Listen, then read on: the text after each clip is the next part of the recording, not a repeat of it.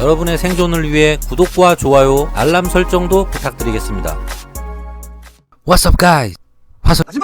반갑습니다 여러분. 벙커모토의 고사장입니다.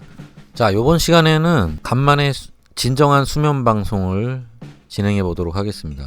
그동안 사실 제가 숙제가 라이더들이 흔하게 얘기하는 구라 시리즈를 2편. 자, 첫 번째입니다. 내가 왕년에 하야부사를 탔다. 지금도 아마 동호회 같은 데 나가거나 회사나 이런 데서 어디에서 오토바이 얘기 나오면은 꼭 이 얘기를 하시는 분이 있습니다. 자기가 왕년에 하야부사 좀 탔었다고. 근데 왜 이게 항상 하야부사인지 모르겠어요. 그냥 크고 속도가 빠르다는 이유로 아마 그렇게 된 것 같습니다. 빵이 크니까. 일단 하야부사를 타면은 왜 오토바이를 잘 타는 것처럼 이상하게 기준이 잡혔는진 저는 솔직히 모르겠어요. 이게 큰 걸 몰면은 아마도 더 이렇게 잘 타고 남들이 못하는 걸 한다라는 이런 인식이 있어서 이런 분들이 사실 좀 허세를 부리시는 것 같은데 절대 그렇지 않습니다. 하야부사 탄다고 실력이 좋은 거는 말도 안 되는 거고, 그렇다고 뭐 슈퍼캡을 탄다고 실력이 나쁘다라고도 말할 수 없는 겁니다. 절대. 물론 이거는 실력 얘기를 하자는 것보다는 저는 오토바이를 많이 타봤기 때문에 상대방이 내가 왕년에 어떤 오토바이를 타봤다라고 하면은 그게 사실인지 뻥인지 대충 금방 알아차립니다. 왜냐면은 그 디테일한 부분의 설명이나 이런 거에서 바이크를 제대로 안 탄 사람이 어떤 특정 바이크를 몰았다고 아무리 구라를 쳐봐야 쉽지 않습니다. 오래 바이크 탄 사람 입장에서는 몇 가지만 물어보거나 이렇게 해보면 대충 나와요. 그게 구라인 게. 그리고 자매품으로 또 하나 한 2개 정도가 있어요. 골드윙 탔다는 것도 여기에 꼽살이 끼는 경우가 있고요. 그 다음에 할리가 들어가는 경우가 있습니다. 근데 할리는 유독 특이하게 모델명은 말하지 않아. 그냥 할리를 탔대. 그렇게 보통 이렇게 삼총사라고 보시면 됩니다. 근데 아마 이제 시대가 바뀌어서 이제는 아마 그렇게 얘기를 하실 것 같아요. 가와사키의 H2를 탔다, 요렇게 얘기를 하시지 않을까 싶네요. 지금은 빠른 바이크의 대명사 하면은 아무래도 H2 또는 뭐 MV 아구스타 이런 거 얘기하지 않을까요? 일단 비싸니까. 넘사벽이죠, MV 아구스타. 두카티는 요즘에는 명함을 좀 내밀기가 힘듭니다. 좀 애매해졌어요. 내가 왕년에 두카티 탔다는 조금 포스가 없습니다. 뭐 하야부사는 빵이라도 크지. 그리고 실제로 왕년에 큰 바이크를 제대로 탔던 분이라면은 그런 얘기가 나왔을 때 내가 왕년에 못 탔다라는 말 자체를 솔직히 잘 안 합니다. 제대로 탔던 분들은. 왜냐면 겸손해요. 겸손하기 때문에 굳이 자기가 큰 바이크를 탔다고 하면서 이렇게 허세를 부리거나 내가 왕년에 좀 실력이 좋았다 이런 식으로 얘기를 안 하는 걸로 알고 있습니다. 제가 알기로는. 혹시 주변에 그렇게 얘기하시는 분이 있으면 그 얘기를 한번 끝까지 들어보시면은 약간 빤타지라는 거를 알게 되실 거예요. 제가 들었던 얘기 2가지만 그냥 짧게 얘기 드려볼게요. 한 분은 어떤 얘기를 했냐면 하야부사, 2분 다 하야부사예요. 공교롭게도 2분 다 하야부사인데 한 분은 어떤 얘기를 했냐면 하야부사를 타고 자기가 신호대기선에서 정지를 하고 있었는데 다리를 내리고 이제 뒤에서 차가 자기를 박았대요. 그래가지고 자기가 하면서 앞으로 미끄러져 나가는데 하야부사가 너무 크고 무거워가지고 뒤에서 박은 힘 때문에 앞으로 쫙 발사가 됐다는 거예요. 그래서 자기가 그거를 멈추려고 양 발을 내려가지고 땅에서 발브레이크를 잡았는데 발이 치 끌리면서 마치 드래곤볼 같은 데서 한 대 맞으면은 애니메이션에서 캐릭터 쫙 밀리잖아요.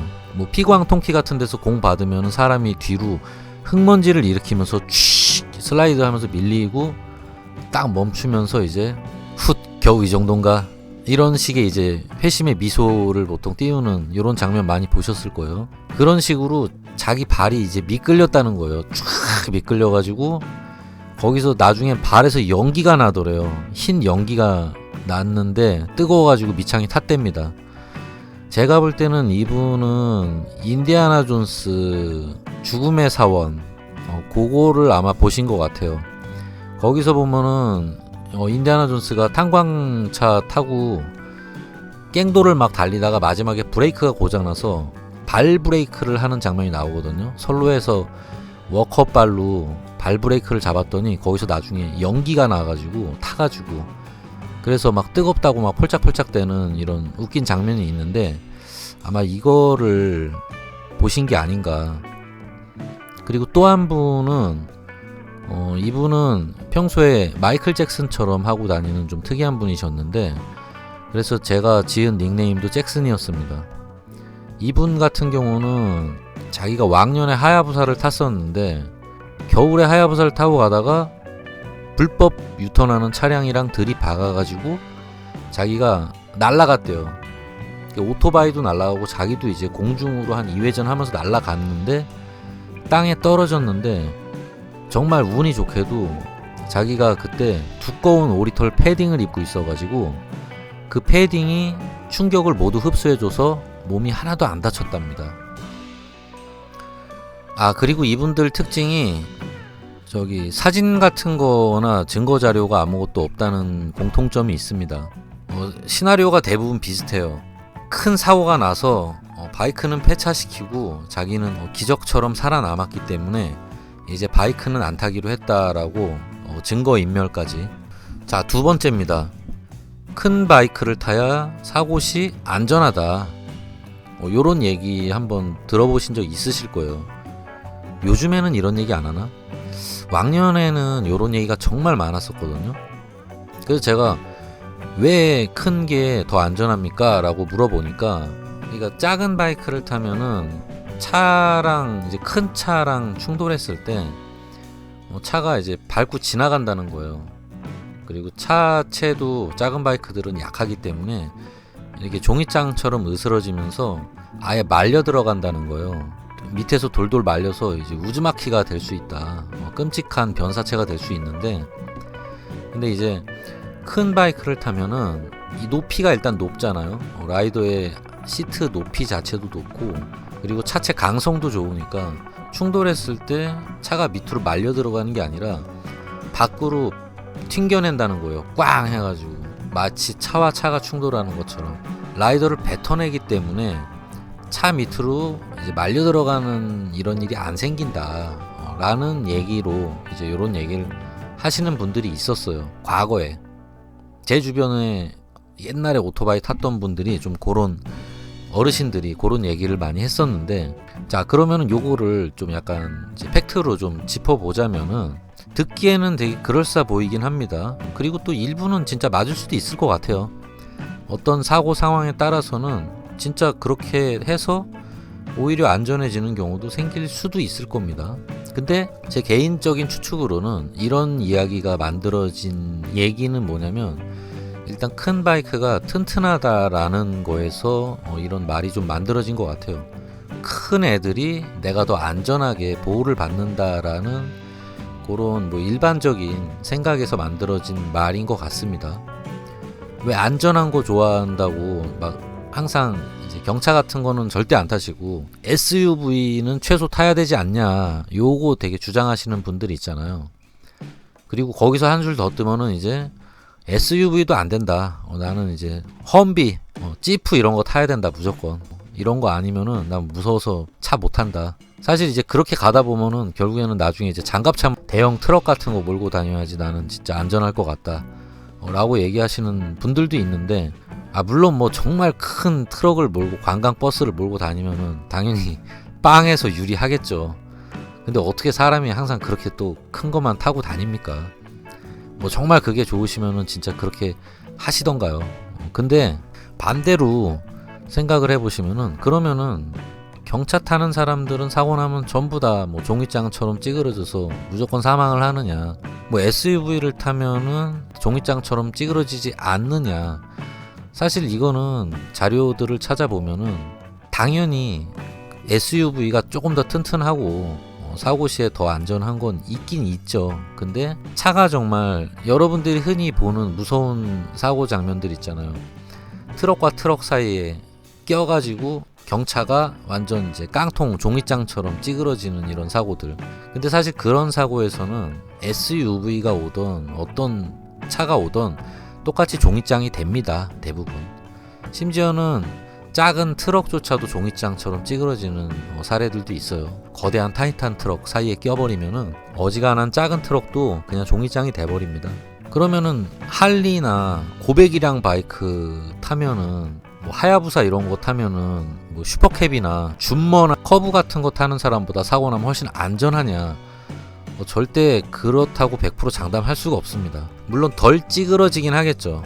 덜 종이장처럼 찌그러지긴 하겠지만 사고라는 거는 정말 어떻게 나는지 상황이 너무 다 다르기 때문에 경우에 따라서는 오히려 바이크가 약하고 가벼워서 덜 다치는 일이 생길 때도 있고요. 반대로 크고 무겁고 단단해서 사람이 더 크게 다치는 경우도 있습니다. 충격을 오히려 먹질 못해가지고. 그래서 이건 정말 그때그때 다른 거지, 바이크가 뭐 크다고 해서 더 안전하다, 작다고 해서 더 위험하다 라고는 절대 얘기할 수가 없는 겁니다. 저도 왜냐면 주변에 사고 난 사례들이나 뭐 블로그나 이런 데서 또는 동호회에서 사고 난 사례 같은 걸 많이 봐왔기 때문에 이런 얘기를 드리는 겁니다. 쉽게 생각하면은 그렇게 생각하시면 될 거예요.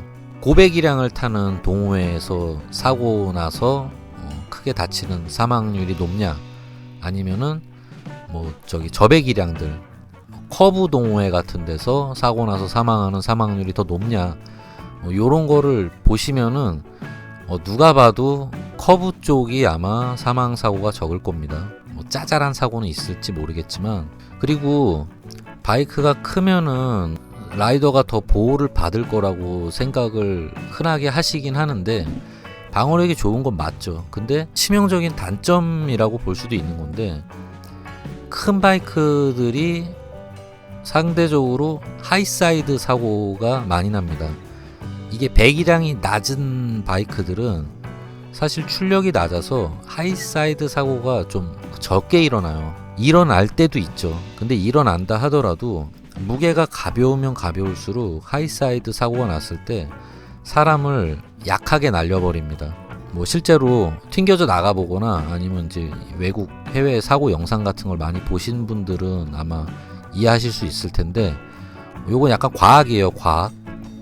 저도 한번 튕겨져 나가봐서 그걸 아는데, 작은 바이크를 타고 있다가 사람이 이제 바이크가 기울어지면서 하이사이드 사고가 누워있던 바이크가 갑자기 일어서면서 이렇게 발사대처럼 사람을 던지는 상황이거든요. 그러면 이 던지는 힘은 뭐에 비례하냐면 바로 바이크의 무게에 비례해 버립니다. 그래서 가벼운 바이크가 하이사이드가 나 사람을 날릴 때는 그렇게 힘차게 멀리 날리질 못해요. 중세시대에 그 투석기 날리듯이 멋진 곡선으로 사람을 날려버립니다. 그 모토GP 사고 영상 같은 거 보시면 아마 쉽게 이해하실 거예요. 그리고 무거운 바이크는 로우 사이드가 날 때도 사람을 밑으로 내팽겨 쳐버립니다. 그 힘 역시 똑같이 비례해요. 바이크가 무거울 때 로우 사이드가 나서 바닥으로 넘어지게 되면은 본능적으로 라이더가 핸들을 잡고 바이크랑 같이 넘어지게 되는데, 바이크의 핸들을 잡고 있기 때문에 라이더가 바이크랑 같이 끌려 넘어집니다. 마치 갈고리로 잡아서 끌어당기듯이 사람이 같이 딸려 내려가 버려요. 근데 그 내려가는 힘은 무게에 비례합니다. 물론 거기서 손을 놔버리면은 상대적으로 충격을 적게 먹을 수 있는데, 이거는 정말 프로 라이더거나 이런 사고를 많이 나서 익숙한 분들이나 가능한 스킬이지, 어지간한 분들은 절대 이거를 못합니다. 본능적으로 핸들을 꽉 잡기 때문에. 저도 그래서 한번 바닥으로 꼬꾸라진 적이 있는데, 이 힘 역시 바닥으로 사람을 내팽개치는 힘 역시 가벼운 바이크는 약하게 내팽겨칩니다. 요거는 물론 제가 백날 얘기해봐야 저는 경험해 봤기 때문에 얘기 드릴 수 있는 거예요. 그리고 지금 이 방송을 들으시는 분들 중에 비슷하게 사고가 나신 분들은 아마 제가 하는 얘기를 100% 공감하실 겁니다. 혹시라도 이해가 안 되시는 분들한테 조금 더 와닿게 요 상황을 얘기를 드려보자면, 자전거 타고 달리다가 로우 사이드나 하이 사이드가 났을 때 사람이 얼마나 날아가는지, 그리고 얼마나 땅으로 끌어당겨져서 땅바닥에 패대기 쳐지는지를 생각해 보시면은 조금 이해가 빠르실 겁니다. 이 가벼운 자전거는 하이 사이드가 난다 하더라도 사람이 거의 날아가질 않습니다. 사람이 자전거를 덮칩니다. 자전거가 사람을 덮치는 게 아니라 그렇게 이해하시면 될 것 같습니다. 그리고 또 하나 있어요. 큰 바이크를 타면은 왜 옛날 분들이 안전하다고 얘기를 하시냐면, 큰 바이크를 타면은 상대적으로 크기가 크기 때문에 와리가리 막 양아치처럼 칼치기 하고 막 이랬다 저랬다 차선 바꾸고 이런 양아치 라이딩을 상대적으로 못한다는 얘기예요. 그래서 촉새처럼 이렇게 돌아다닐 수 없으니까 그냥 자동차처럼 점잖게 차랑 똑같이 몰고 다녀야지, 그렇게 될 수밖에 없는 큰 바이크를 타야지 안전하다, 그리고 자동차처럼 몰고 다닐 수 있다라는 이런 옛날 어르신들의 얘기인데, 사실은 맞는 말도 있어요. 그 부분은 100% 사실 틀린 건 아닌데, 어르신분들이 큰 할리를 타고 점잖게 타고 다니시는 분들이 있어요. 막 칼치기 이런 거 안 하고. 그런 분들은 진짜 안전하게 타시는 게 맞아요. 자동차랑 비슷하게 그냥 다니고. 또 여기서 자동차랑 비슷하게 탄다는 거의 핵심은 뭐냐면, 자동차랑 똑같은 면적으로 생각하고 운전을 하신다는 뜻이에요. 일반적으로 오토바이들이 좀 위험하게 운전을 하는 경우가 뭐냐면, 자동차가 들어갈 수 없는 틈을 자꾸 공략하려고 하기 때문에 위험해지는 겁니다. 그리고 자동차 운전자들도 그것 때문에 상당히 불안해해요. 왜냐면 차량 기준에서의 움직임이 아니거든요, 이게. 오토바이를 운전을 많이 해보신 자동차 운전자들은 그거를 전부 계산에 넣고 오토바이의 움직임을 어느 정도 예상을 하기 때문에 크게 두려움이 없는데, 자동차만 운전했던 분들은 오토바이의 움직임을 절대 예측을 못합니다. 그래서 위험한 사고가 나는 경우도 많고요. 그런 운전자들 입장에서는 사실 일반적인 운전자들이라고 보여지겠죠. 왜냐면 일반적인 운전자들은 오토바이를 안 타니까. 평균치를 놓고 본다면 자동차처럼 운전을 하면은 상대적으로 정말 안전해진다는 건 맞습니다. 다만 현실적으로 한 가지 빼먹은 게 있는데, 그게 뭐냐면 저번에 얘기했던 거랑 같은 이치예요. 점잖게 몰고 부피가 크고 이런 거 다 좋다 이거예요. 근데 문제는 뭐냐면, 다 좋은데 그게 가능한 라이더는 애초에 성격이 차분하고 점잖은 라이더일 때만 그게 가능한 거예요. 그렇지 않은 라이더면은 무조건 과속 칼치기 합니다. 암만 큰 걸 타더라도. 외곽으로 투어 같은 거 많이 다녀보신 분들은 100% 공감하실 텐데, 제가 외곽으로 투어 나갈 때 저보다 느리게 달리는, 심지어는 제가 천알라를 타고 투어를 나가도 저는 과속을 좀 안 하는 편이긴 한데, 저보다 느리게 가는 할리를 본 적이 없고, 저보다 느리게 가는 GS, 하야부사 이런 거를 본 적이 없습니다.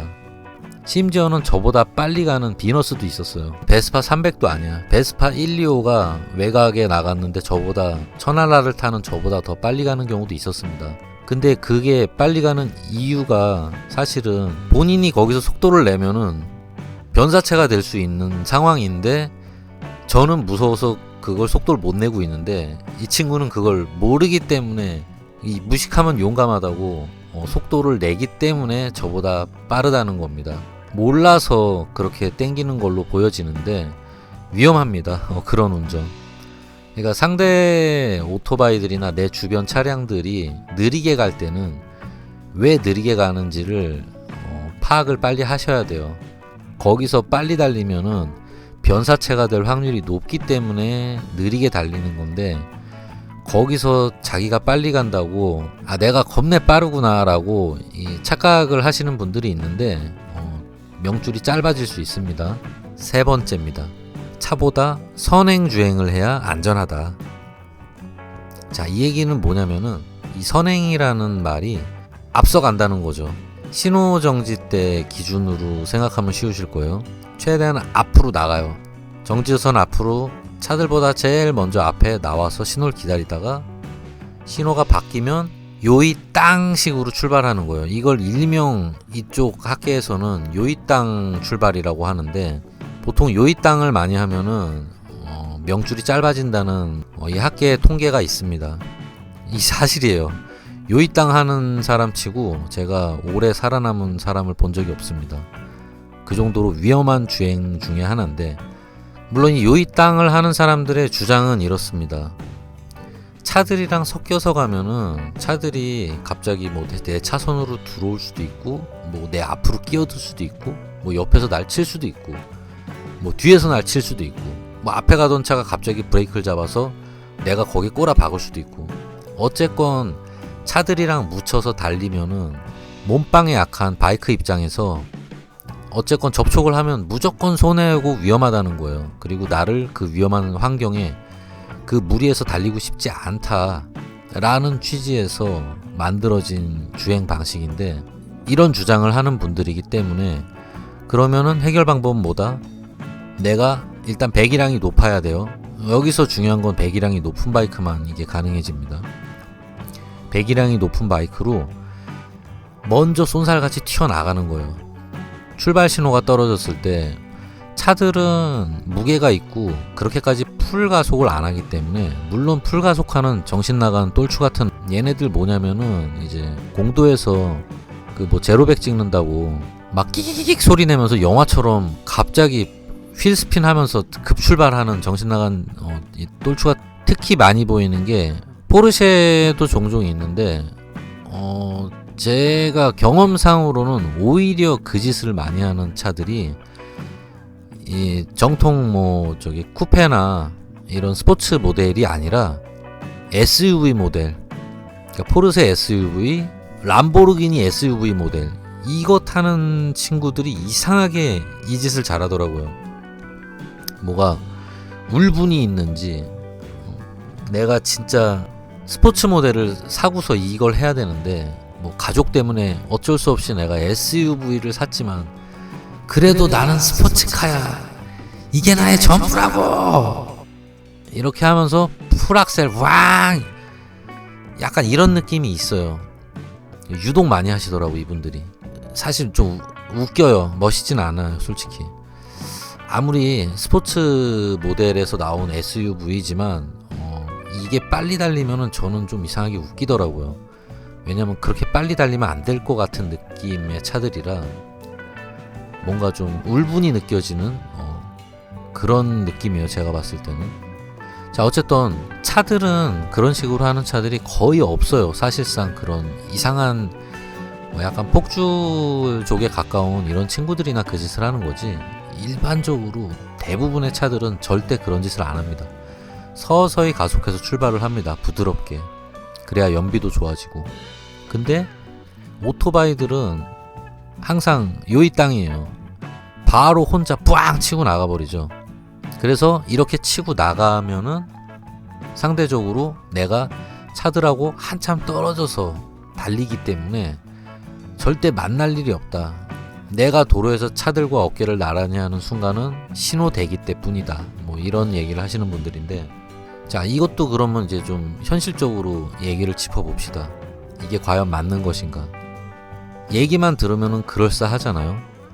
내가 아예 동떨어져서 남한테 아무 피해도 안 주면서 독립적으로 그냥 달린다. 나는 선두그룹에서 달릴 거니까 오지 말아라. 그럴싸해 보이기도 하고, 저도 실제로 그런 주행을 한 적이 있었어요 과거에. 근데 여기서 오는 위험 요소가 상당히 있습니다. 첫째는 뭐냐면은 내가 먼저 치고 나가야 돼요. 그러면은 뭐냐면 일단 과속을 해야 됩니다. 초반에 급가속을 해서 먼저 치고 나가야 돼요. 그리고 뒤에서 오는 차들과 만나면 안 되기 때문에 계속 과속인 상태를 유지해야 됩니다. 그 뒷 그룹과의 간격을 유지하기 위해서는 저도 역시 계속 가속을 해야 되는데, 문제는 차들이 초반엔 느리지만 후반에는 대부분 차들도 과속을 많이 한단 말이에요. 그러면 걔네들이랑 안 만나겠다고 더 빨리 달려. 계속 간격을 벌리려고 무슨 뭐 자석이요? 무슨 자석의 같은 극도 아니고. 그래서 이런 주행을 하다 보면은 가장 위험한 게 뭐냐면 내가 너무 과속을 하게 된다는 거랑, 그리고 너무 급가속으로 출발을 한다는 건데, 대부분의 정지했다가 출발하는 이런 신호대기나 사거리 같은 데서 나는 사고 중에 가장 큰 것 중에 하나가 뭐냐면 너무 급출발을 하다가 사고가 나는 경우예요. 왜냐면 초반에 너무 급가속을 하다 보면은 앞쪽에 있는 차들이 뭐 예를 들어 꼬리물기 하고 뭐 오는 차가 뒤늦게 등장을 해버린다거나, 또는 앞쪽에 있는 반대쪽 차선의 차량이 갑자기 불법 유턴을 하는 경우도 있어요. 그러면 저랑 정면 충돌을 하게 되거든요. 그런 것 때문에 급가속을 하는 게 되게 위험합니다. 특히 시내에서는. 천천히 가면은 앞쪽에 있는 차나 꼬리물기 하는 차가 온다 하더라도 내가 어느 정도 피할 수 있는 여유가 생길 때가 많거든요. 근데 급가속을 하게 되면은 바이크라는 게 저배기량으로는 애초에 그 정도 급가속을 하기가 어렵기 때문에 보통 보면 이제 미들급 이상 바이크 또는 이제 최소 엔트리급 300cc 정도만 돼도 가속 성능이 장난이 아니거든요. 이런 애들이 초반에 급가속을 해버리면은 저도 컨트롤을 못해요. 솔직히 바이크 나름 오래 탄 저도 무거운 것도 타보고 다 했지만 급가속 상태에서는 바이크를 눕히거나 컨트롤하는 게 쉽지가 않습니다. 왜냐면은 급가속을 할 때는 바이크가 일어나기 때문에. 그래서 이렇게 급가속할 때 어떤 돌발 상황이 나오면은 거의 대처를 못하고 직선으로 꼬라박는 경우가 많습니다. 그래서 이게 위험하다는 거예요. 그리고 애초에 급가속을 해서 내가 앞에서 달린다고 말은 하지만 달리다 보면은 사실상 대부분은 도로 섞이게 됩니다. 그러면 그때마다 그걸 계속 벌리겠다고 그거를 하는 과정에서 더 위험하고 과속을 많이 해야 돼요. 그리고 또 그런 식으로만 운전을 하는 게 몸에 익은 라이더의 치명적인 단점이 하나 있는데, 뭐냐면은 혼재된 상황에서 운전하는 경험치와 이 위험을 감지하는 능력이 현저히 떨어지기 때문에 오히려 차들이랑 같이 다니는 이런 혼란한 도로에서 개념 없는 운전을 해서 사고가 날 확률이 되게 높아집니다. 왜냐면은 무리지어서 그 혼란한 상황에서 운전을 할 때 눈치가 발달하는 거거든요. 아, 이 차가 이쪽에서 끼어들 수 있다. 택시 저놈 분명히 끼어든다. 옆에 있는 저 산타페 분명히 내 앞으로 치고 나간다. 내 뒤에서 오는 아반떼 저놈 분명히 나 스치듯이 앞질러 갈 거 뻔히 눈에 보인다. 이런 게 같이 무리지어서 라이딩을 많이 하다 보면은 점점점 보여요. 그러면서 여러분들의 대처 능력이나 상황 판단력, 그리고 이제 생존 능력이 발달하는 건데, 이런 경험을 많이 안 하게 되면은 언젠가는 시내에서 특히 되게 위험한 상황이 놓일 수도 있습니다. 그리고 여러분의 생존 본능이 개발이 잘 안 돼요. 그리고 여러분들이 느린 바이크를 탔을 때 또는 느리게 갈 수밖에 없는 상황에서의 경험치나 대처 능력이 현저히 떨어지게 됩니다. 느리게 오토바이를 타는 분이 진정한 고수라고 얘기 드렸죠. 그런 이유가 바로 이런 이유 때문에 그렇습니다. 아, 그리고 끝으로 이제 슬슬 시즌 풀려간다고 개 오바하지 마시기 바랍니다. 항상 얘기 드리지만 시즌 오픈하고 대형 사고 난다. 요번 시즌 오픈하고도 아마 대형 사고 기사가 분명히 뜰 겁니다. 그게 제발 제 방송을 보는 분들은 안 되길 바라면서 항상 시즌 오픈할 땐 릴렉스 하세요. 릴렉스. 자, 그러면 저는 다음 영상에서 또 찾아뵙도록 하겠습니다. 감사합니다.